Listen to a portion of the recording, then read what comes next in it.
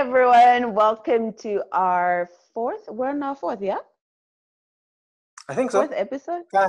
Oh wow, I've lost track. Anyway, welcome to this week's episode of Opinionated. And this week, unfortunately, it's only the two of us. So you've got the guy whose beard doesn't connect. Apparently, that's a Never. thing. I'm still trying to make it not a thing, but apparently I would. So anyway, and Miss Thea, of course. So CZ is not joining us today, but definitely next week. So we've got a couple of things to cover. Yes, definitely, hopefully. So we've got a couple of things to cover. And starting with, if you have not seen, there is a new Netflix movie coming out called Cuties. Now, this is a French movie about a young girl, an 11-year-old girl who joins a dancing crew. And apparently the whole storyline is that she defies her family traditions and pursues what she's passionate about. But the thing that's got people, up in arms everywhere, even me, is the idea that this is an 11-year-old joining a dance crew because they twerk. It's not just a passion for dancing, but it's specifically the twerking that they've been talking about, and also just the type of clothes that they're wearing. So she comes from a Muslim background, but this particular crew is very liberal, but it's just a bunch of 11-year-olds. So the issue is that Netflix is sexualizing 11-year-olds. That is the main issue. Producer I think they are, and they are trying to spin it as they're trying to go against like tradition. Because I watched the trailer, and I'm gonna link the trailer below. But like they said, they were trying to beat tradition. If you can see the trailer, you can see Goody, the girl and her mom. The mom is trying to tell her, Woody, you're becoming a woman now. So it's probably going to be one of those things where the girl is being told what to do. Now you're growing. You should be respectful, all that stuff. And all she wants to do is dance, Yeah. So I was actually showing this trailer to my girlfriend's sister because she's married, old, and she has a son. So I just showed her the trailer without telling any backstory. And her first reaction was like, oh, I actually want to watch this, And then I showed her the picture, like the promo picture they're going with, and the plot, and she's like, whoa, wait, what's this, So it's like two different things, but at the same time, that's the type of narrative they're trying to push. Of saying, Goody, this girl is coming from this very traditional family. All she wants to do is dance. She wants to be a free spirit and dance, but at the same time, she's 11, guys. Like, can't you use another plot? Like, won't ballet work for something like this? Like, it's really, and the poster is so, man, there's a lot of things that are, this is a PR mess about to happen for Netflix. Exactly. I feel like I've seen a couple of people trying to call for the cancellation of Netflix actually over this. Because there's been a couple of reviews already on it, and everyone's just saying, let's cancel Netflix. Because one, Hollywood has been a mess with a lot of like sexual abuse towards women and all of that. And now for Netflix to help produce a movie that is vividly sexualizing an 11-year-old is just, it's going too far. It's a bit too much.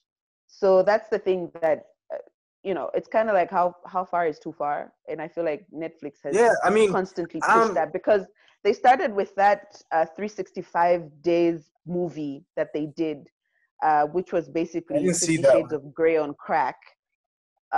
It's a horrible movie. I wouldn't recommend anybody to watch it. It's I did 50 Shades on crack. What's worse than 50 Shades of Grey, bro?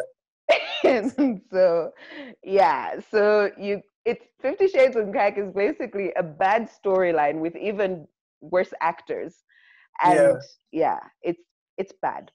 But anyway, back to the Cuties point. I have been a huge fan of Netflix in as far as how they've revolutionized the game, because even now I'm reading a book called The A to Z of Entertainment, and one of the things I was there was that it's actually a very current book, and they're saying, with Corona, cinemas are closing. you know. And Yeah. if Corona is over and stuff, they're gonna have to, like, cinemas will have to look at ways they can actually revamp and get better and stuff. While Netflix is thriving during these times, you know. So I'm a big fan of like how they've revolutionized the game, how they've changed the scope of things, how it has actually given more light to digital content and stuff. But at the same time, I feel like they have an agenda they're trying to push, you know. And the I mean, I may have my agenda, you may have your agenda, but sometimes it's too much, I think especially it's with, going too far.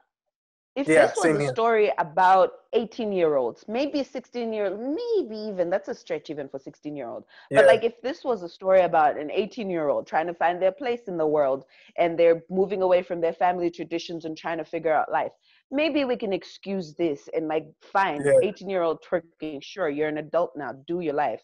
But like yeah, this is an 11-year-old clearly, and it's just, I don't know.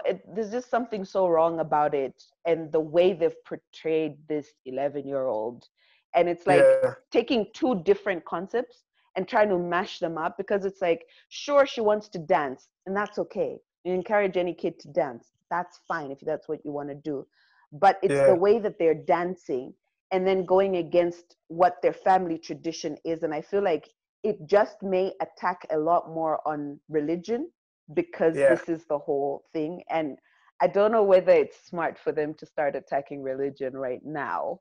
Um, we can talk forever about how, oh, the conservatives will want to talk this way or do that or that. But at the end of it, it's someone made a very valid point in the comments on that particular trailer and said, this is a movie for pedophiles everywhere.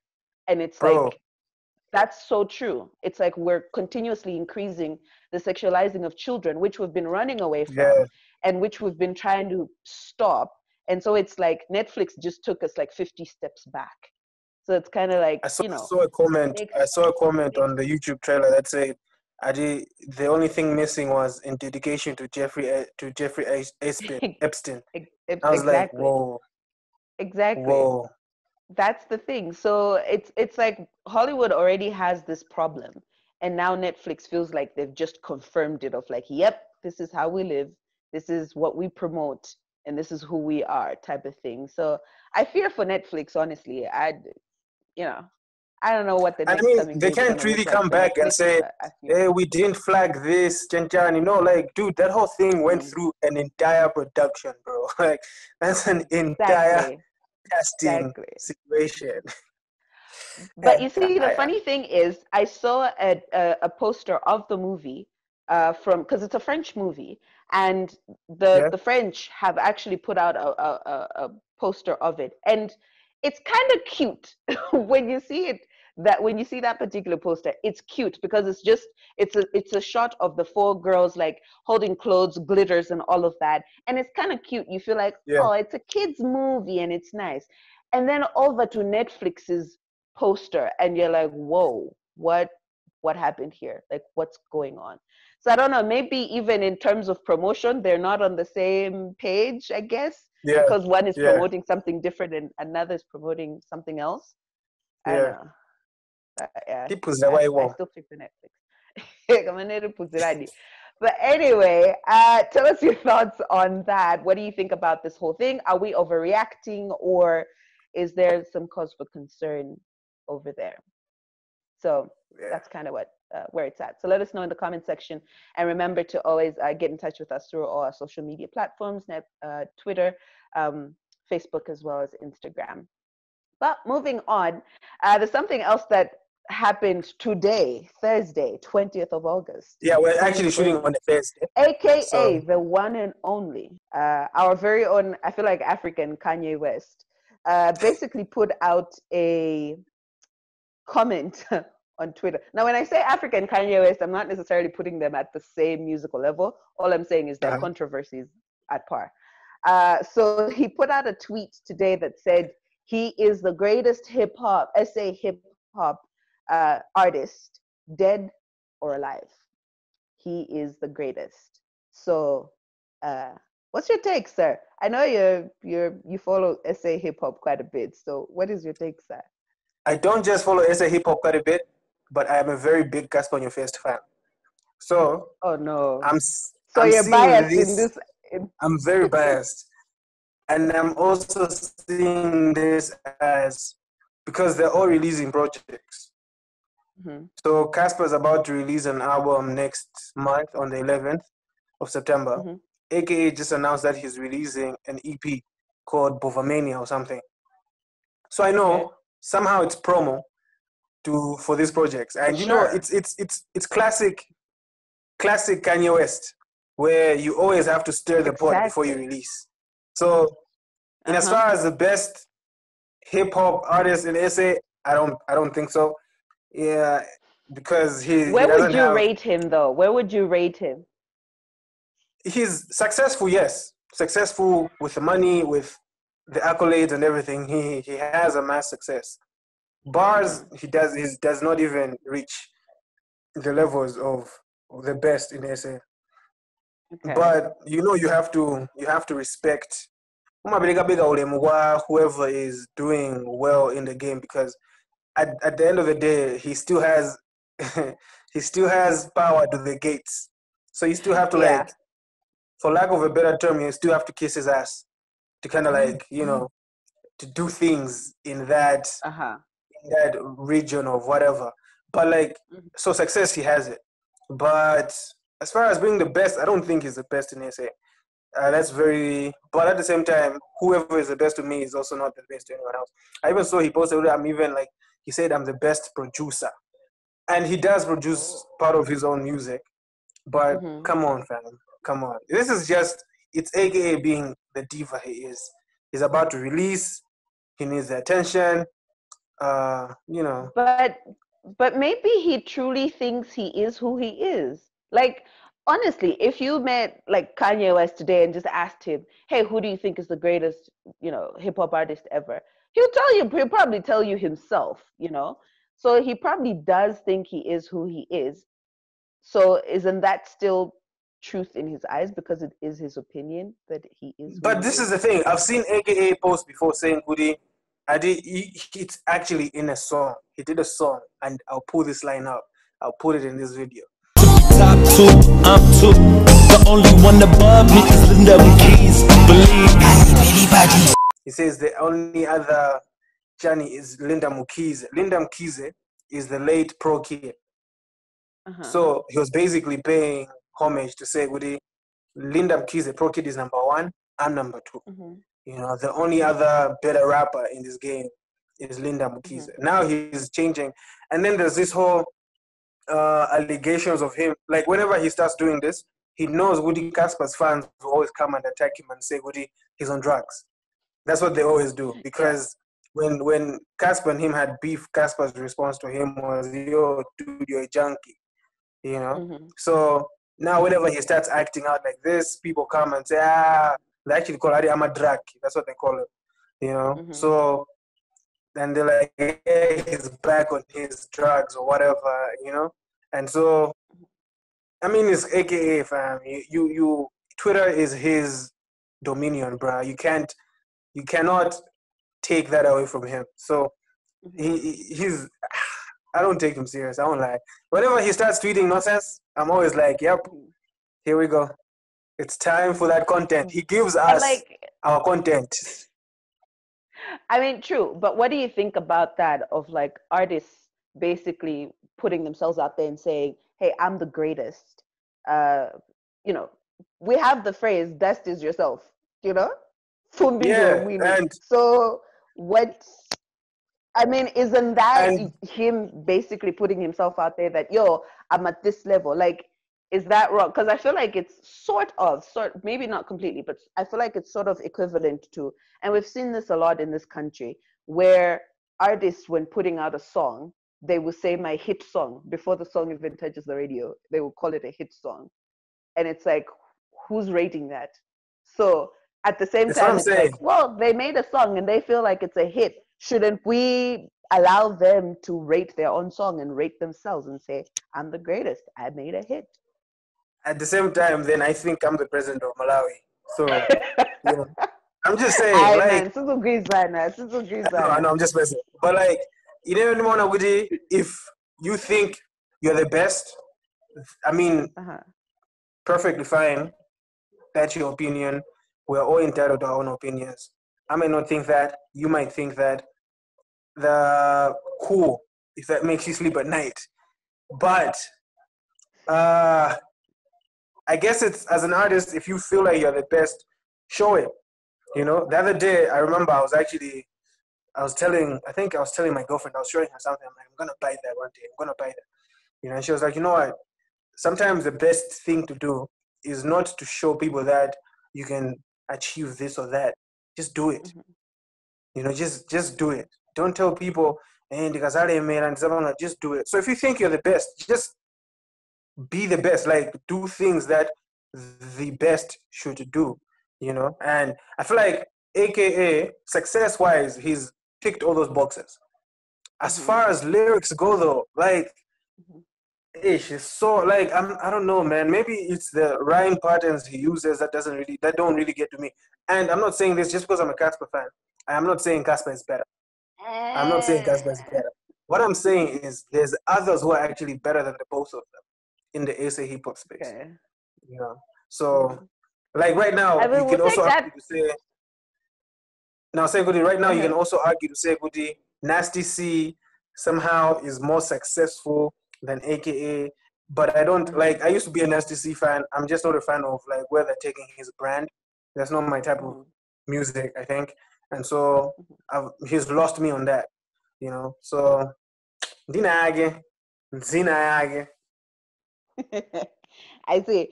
But I mean, we'll take your opinion with a grain of salt, Mr. Casper fan. Yeah. Uh, Mufasa. but anyway, anyway, big buzz also is that Burna Boy's new, basically new project has been the buzz for some days now. Everybody's been Uh-huh. jamming to it. I will admit I have not yet jammed to it, so I've very little I knowledge about have. it, I but have. hearing good stuff over it. What is your rating? Out of 10, rate it. The problem is, I'm going to start rating it based on his old projects, especially his last album. So, out Okay. of 10, I would give it, I think, a 6.5, if not a 7. Away, Burna Boy fans, come for this boy. Anyway, Yeah, I mean, 6.5. Why I are you mean, putting it at 6.5? yeah. Uh, Man, I loved the other one better than this one. I don't like. I loved African Giant better than this new album, Okay. and But I'm actually anyway, happy he didn't call it African Giant 2. Like, I'm really happy because it would have really, mhm. hey, it would have been. Uh, uh, I'm trying to look for a clean word to say this. It would have been a a shit pissing show, just contest say it. between Okay. the other album and this one. You know, And this because one. Okay. yeah, Makes sense. I like the other one better. The African Giant was better than this. Uh-huh. Okay, that Yeah. makes sense. But I guess the main point of bringing up Burner's new project is that because of that, P. Diddy, Sean Combs basically came and said he wants to do more projects with Africans, said he wants to do more with Africa. I think said something about neglecting Africa for a long time or something like that. But he is now wanting to do more projects. Now, that has been met with some are like, yay, and some, oh, stay away, don't come for us. What's your Yeah. take? I think it's a little too late for it, Is but it? I Is it mean, though?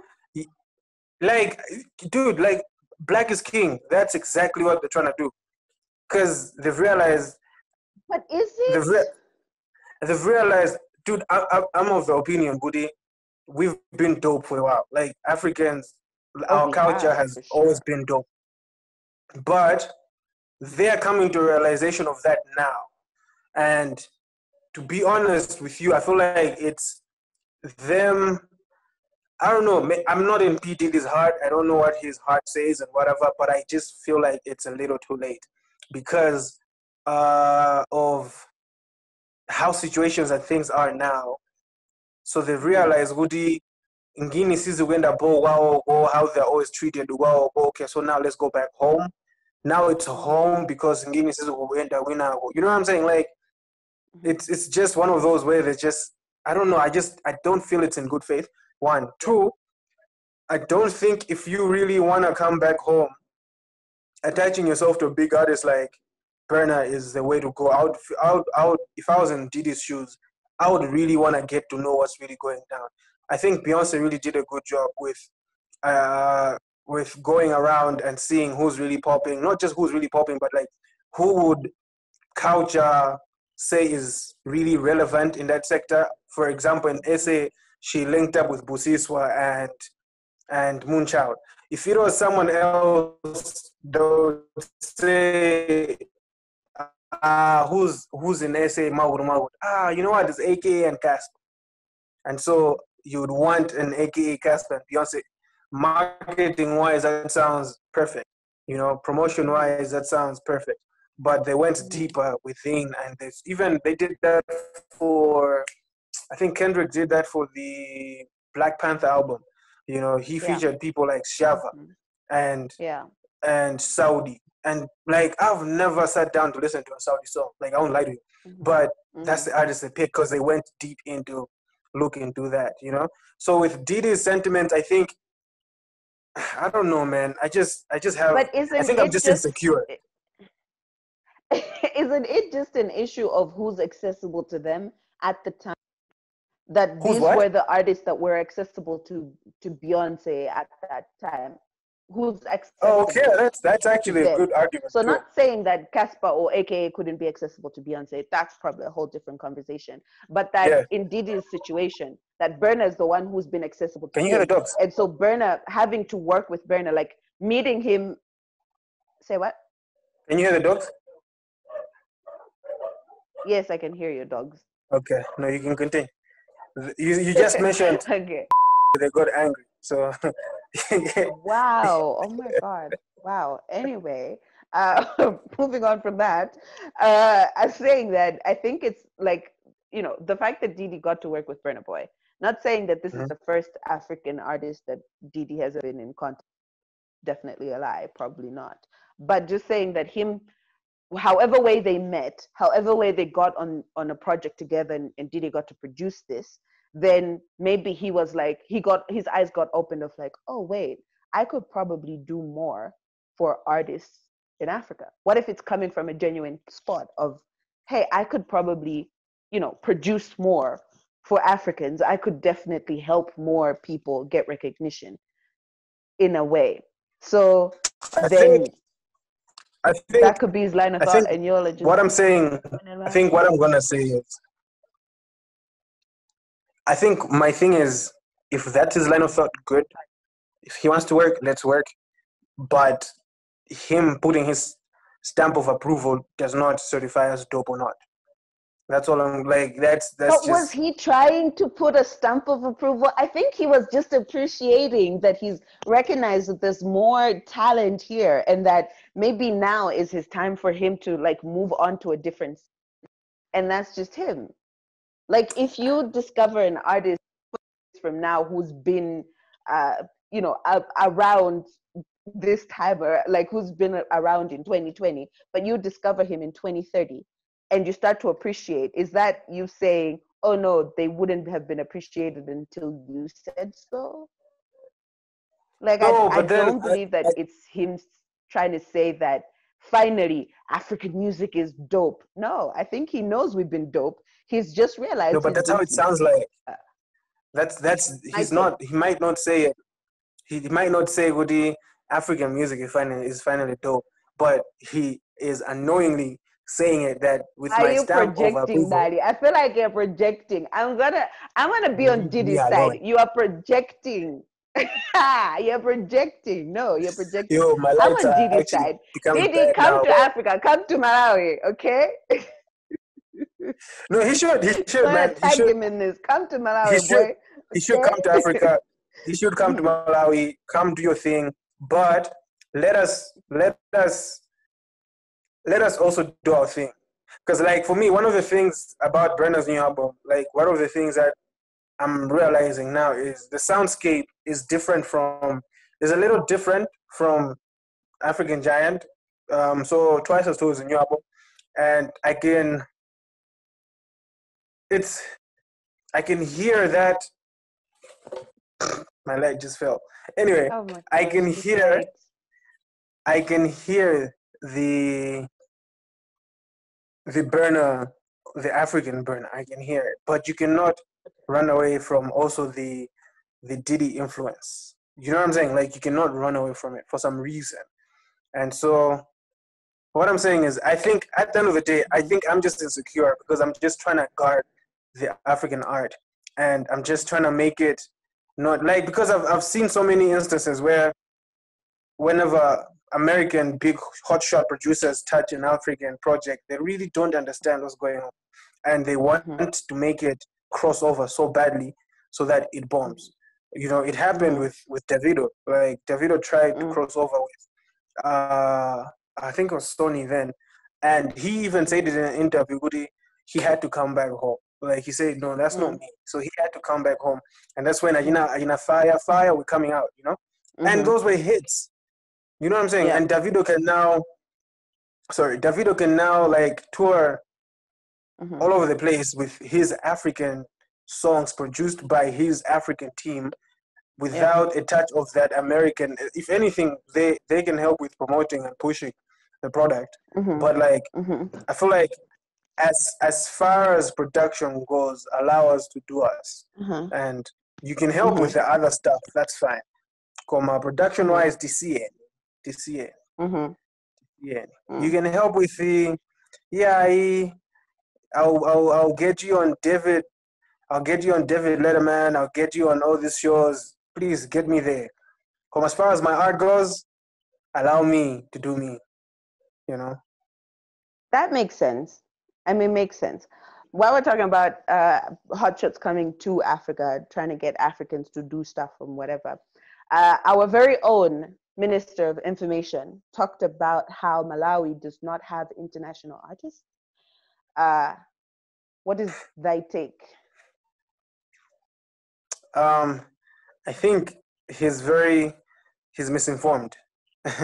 And because I feel like how can I put this? Does Malawi have international artists? I think we do. We might not be or not have artists that are as big as Ed Sheeran.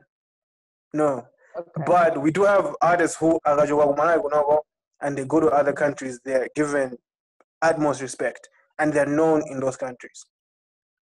So but how known are they, and how respected or received are they for them to get the international artist recognition?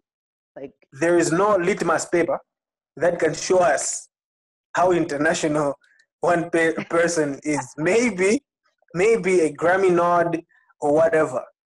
But to say... Wait. But if we go for Grammy nod, then Prison Band is international artist at this point. Right? So that Prison Band got a Grammy nomination. They wouldn't do Ujeni international.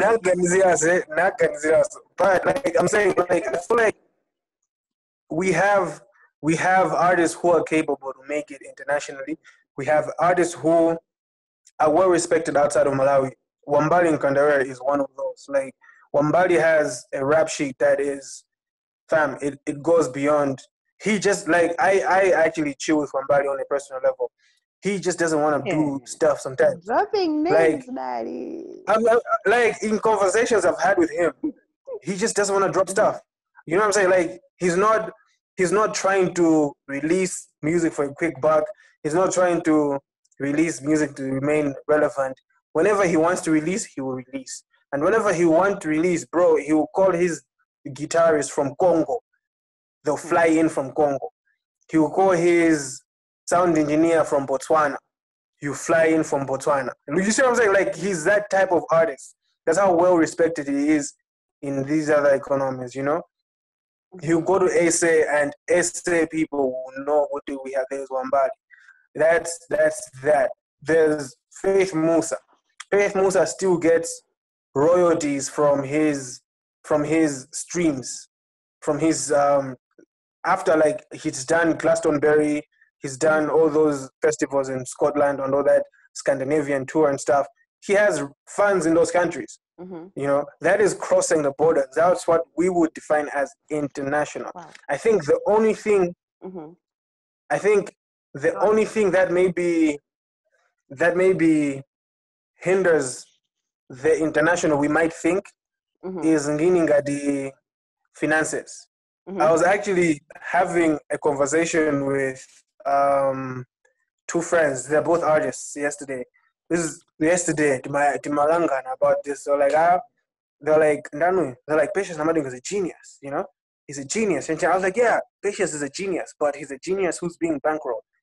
Like that guy has FDH Bank paying him and pushing everything he does. And I was telling them, like, think back, like even when he was starting with his shows, when Ajinam Sadim Sege and all those songs, he had DSTV paying his stuff. Like he had DSTV pushing him. He had NBS Bank pushing him. So Patience has always had, not he's always had a bag in his pocket, but he's always been privileged to use his genius to get these gigs and to get his deals. You know. Now imagine such a bankroll from corporate and from endorsement and stuff to be able to reach the entire Malawi, to spill over beyond Malawi. That's what happens in countries like SA, you know, where they have such a system or such an industry where an artist like Casper Invest will get a deal with Samsung, and the deal spills over to Zambia, Tanzania, Malawi, and now Casper will be regarded as international because of such a bankroll in his arsenal, you know. So that's AKA will have a Cruise Vodka deal. Cruise Vodka advertises AKA song on Premier League games. The entire Africa watches Premier League.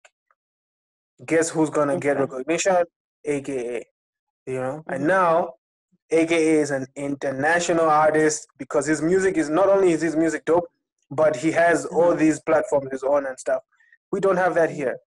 I saw TNM, there's posters of Faith Musa all over the place. Advertising and pushing TNM. I really don't know what that deal is about. You know. So I mean, so then is he wrong? Is the minister wrong that we don't have international artists? I think the minister is misinformed. Because like that's what I think. I'm not gonna say because like okay, here you have so far you've mentioned two, right? So far you've mentioned two that would say are recognized outside, right? You mentioned of Wambali, sure. You mentioned of Faith Musa, sure. But like, if that's all you can mention, like, is that all you can mention right now to say these are the ones that are kind of, recognized out there as Malawian artists who can be called international? You go to Botswana, you have your Tay Green. Like, oh yeah, we know that guy. You go to the UK and be like, we know that guy. Because I feel like maybe he's looking at the bigger picture of not just a few people, but like on a larger scale of the industry itself, that no, we actually are not at that level just yet. We might not be at that level just yet, but to say we don't have artists like that, there's Tay Green, there's Hazel Mack who won Afrima, that's like an entire award for the entire continent or whatever. There's Sonia who's producing for Mafiki Zolo, and his own songs are hits in his own right. So he's misinformed, but he's also right to the fact that we can do more. That's a happy medium. That's a happy medium. I can agree with. That's a happy medium.